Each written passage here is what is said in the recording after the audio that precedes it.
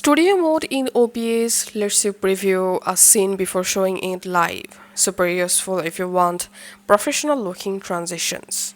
Here's how to enable studio mode on OBS Studio. So first of all, launch the OBS Studio, and here under control section you find this studio mode. Just click on that, and then your OBS studio mode will enable just like this. OBS will split into two screens. Left is preview mode, what you are setting up, not live yet. And the right panel is the program panel. What you stream, record currently shows in this panel. When you are ready to switch the preview to live, click the transition button. You can also change the transition effect, fade, cut, swipe, etc. from the scene transition panel.